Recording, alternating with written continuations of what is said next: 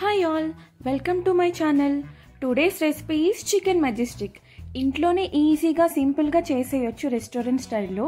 కొన్ని tips follow అయితే చాలు అదిరిపోయే టేస్ట్తో మీ ఫ్యామిలీని ఫిదా చేయొచ్చు. ఇంకెందుకు లేట్, ప్రిపరేషన్ చూద్దాం పదండి.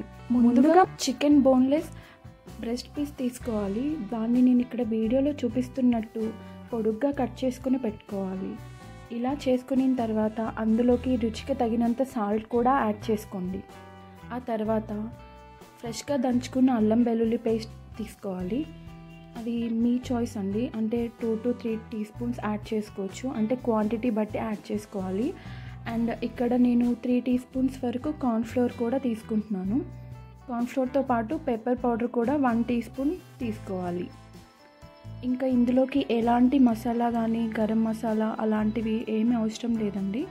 సో ఫస్ట్ ఈ మ్యారినేషన్ కోసం జస్ట్ పెప్పర్ పౌడర్, సాల్ట్, ఇంకా 2 eggs కూడా నేను ఇక్కడ తీసుకుంటున్నాను.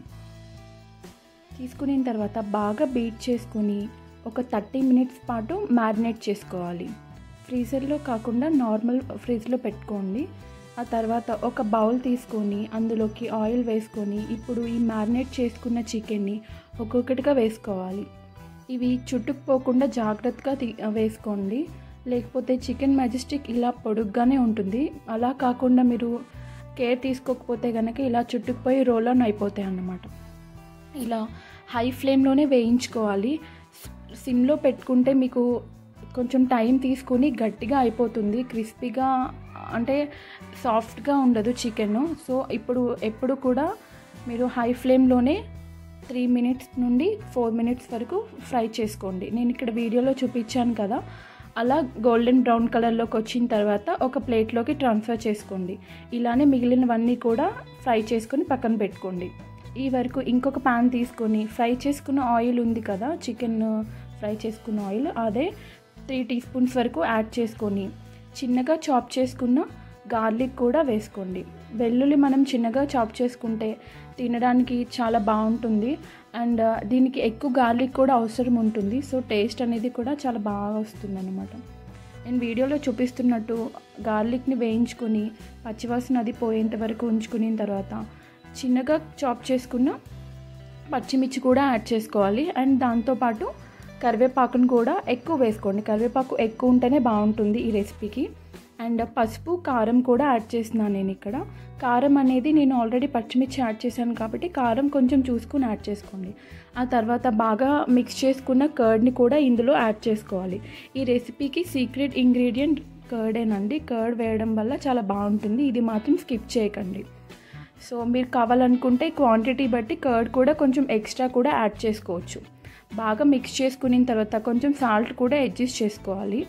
సో మీరు సాల్ట్ అంతా సరిపోయింది, కారం అంతా సరిపోయింది అనుకున్న తర్వాత మీరు అవి ఫ్రై చేసుకునే ఉన్నాయి కదండి చికెన్ మెజెస్టిక్, అవి అన్నీ కూడా ఇందులోకి ట్రాన్స్ఫర్ చేసుకోవాలన్నమాట.